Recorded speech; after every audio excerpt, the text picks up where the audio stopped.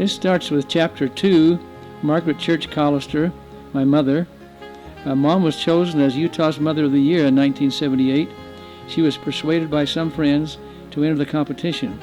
They convinced her that she should do it. It would be appropriate for her and that she would be a good representative of the Delta and the Utah area. Following is a quote from the Deseret News, April 8, 1978. After you've raised 16 children on a farm in Delta, sent them to college, participated in church and community affairs, what do you do for an encore? You work in a hospital, go on a mission, and become Utah's Mother of the Year. That's the record of motherhood and service that won the title for Margaret Callister, age 63, wife of Delta farmer and businessman Joseph L. Callister. Mom said, "I think in a big family, you learn to give and take and share. I think giving them responsibility when they are young really helps them to grow. I feel that love is a very necessary part of a family program. We love to play together. We just have a party anytime." The reporter noted. Mrs. Callister laughed. She is now chosen by 16 grateful children as a perfect example of mothers. She was always cheerful and pleasant to be around. She loved good music and could often be heard humming a favorite song while working by herself. She and Dad started out in a very small house out in the middle of a hayfield. She loved it. It was theirs and they were together. Both Mom's and Dad's parents lived very close by, for farm country distances anyway. My guess is about a quarter of a mile from each. The church house was just across the road from Mom's parent. A few years later, they were able to move a short distance to the old family home where Dad had lived with his parents. When we children came home from school, etc., she would always have something uplifting to say, a compliment or a question showing interest in our day's activity. She worked at helping us believe that we are as important and capable as anyone else around us. Mom always wanted a large family and loved each one as if they were chosen. She said her children were her jewels.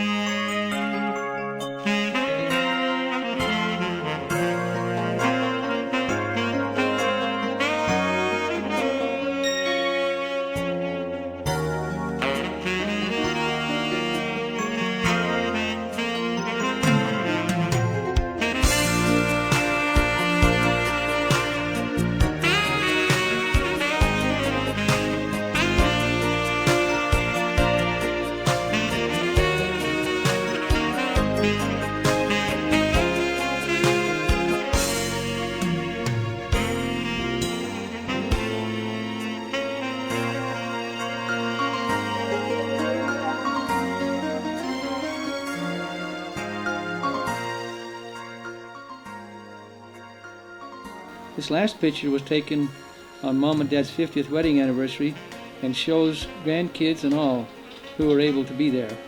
Jerry counted the total family number as of this writing at 338. It can be assured that by the time you see this, the count will be higher. Speaking of work, she is a worker. I need not list the everyday chores she had to accomplish to keep the large family clothed and fed. She washed a lot of clothes and dried them, and often on the clothesline. If you haven't seen these lists and numbers, it will make you very tired when you do. I never heard her complain, nor did I ever hear her swear or lose her temper. Any average mother would tear her hair out to have a bunch of hungry boys who come home after school and crash into the kitchen of freshly cooked homemade bread. And what about trying to keep the house clean with these same unthinking boys coming in from mucky corrals, marking up freshly cleaned floors? I have seen her in a worried state.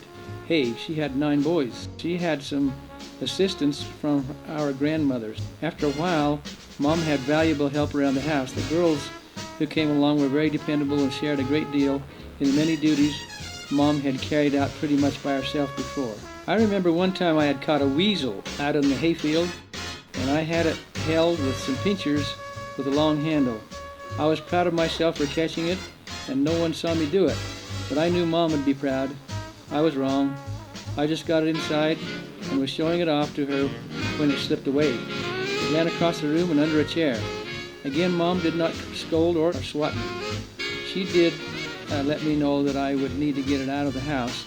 I think I was able to chase it out. On May the 25th, 1980, Mom consented to answer a few questions related to things she considered important in her life. I recorded her statements on audio tape. I need to mention that she was given no advance notice of the questions asked.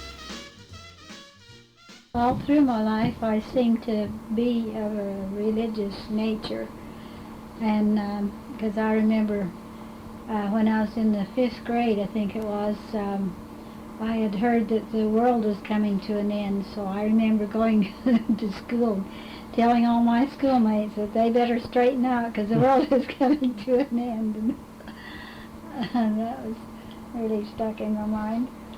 But about a testimony, when I was 12 years old, we lived up on the bench, and so we were out of town. It was the summer, and there wasn't very much to do, and nobody around to do things with much, and so I read the Book of Mormon, and I read it clear through, and when I got through, I read that scripture that says, if you read these things and ponder upon them and ask the Lord if they're true, that you'll know if they're true or not.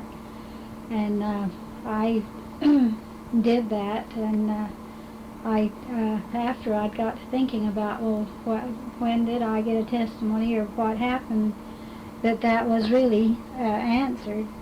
And it was just about the first fast Sunday after that in testimony meeting, something just almost lifted me onto my feet, just forced me to bear my testimony, because I really had a testimony. This attribute was a source of strength to the whole family, even Dad. He told us often how it was Mom's faith that got them through some pretty tight times. He wanted us to be aware that her spiritual strength made it all happen. We knelt for family prayer night and morning, with each taking their turn to say the prayer. It was a great learning and strengthening influence for us all. He was under some stress at times, making ends meet. A large family coupled with no guarantee of sufficient farm income was always a lurking question. The message I heard several times was, with Mom's positive influence and faith in the Lord to help, and if they did their part, all would be well. Many children were welcomed. Elizabeth is really happy for that decision. We all are. The 14th and 15th were the twins, and then another, Liz. I was blessed with a mom who would find time to send me letters when I was away in Germany in the military. Her caring filled letters made a lot of difference in my outlook on life then as now. I discovered that the power of a loving mother can influence a son in a way that is hard to get in any other way.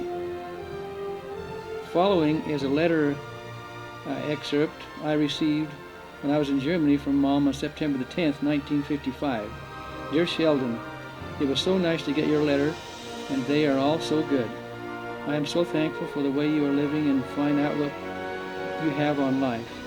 I'm also very thankful for the wonderful opportunity that has come to you to take part in the church there, and that you were able to go to the temple in Switzerland when it was dedicated. It will be something you will always remember, I'm sure. Perhaps one of the most telling observations of our mom I have thought about in recent years is the response she gets from people far and near as they see and recognize her. In every case, I have noticed the same thing. They come to her with a smile and complimentary words. It seems that even with only a few times together, she is accepted as a person they want to be around. They are lifted and come alive with joyful recognition. She is known as a genuine, giving, and loving person. This kind of connection, one to another, does not come about without true caring. Mom and Dad had so many joys together. Look and see the happiness on their faces. This picture shows Mom at Oak City Park going for first base at age 79. I bet she made it. Mom is still quite active and enjoying life and her family at age almost 90. In later years, Mom and Dad still lived on the farm and began having more grandchildren come for various get-togethers. Looking back on those times, it is hard to imagine a more uplifting, joyful time. The next part of this Mom chapter illustrates some of the fun times at our home. taken from Mom's pictures and Marilyn and Woody's old and priceless 8mm videos. Many of the people, especially little ones, will be difficult to identify, but it will be fun trying. Mom enjoyed these gatherings a lot. They must have caused a lot of work to prepare for, but she seemed most joyful when she had us all there. She continues to relish the thought of a family activity.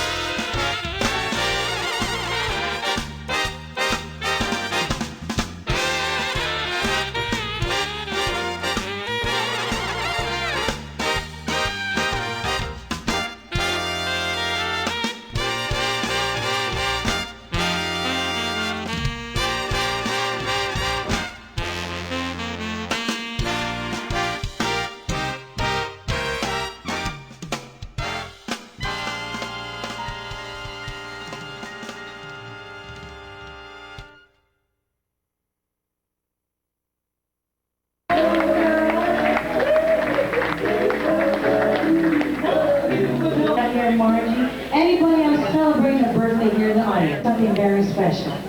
This is a very much loved woman. She's celebrating her 80th birthday. Is that right? Is that right? That's right. And she has 16 wonderful children. Marge! That was more like it. Let's end the song together. Happy birthday to you. 1, 2, 3. Well, guess what? We need to have them turn around and show their true colors. Turn around. Let's go. Ready? Let's do this one more time and shake it. 1 and a 2 and a 1.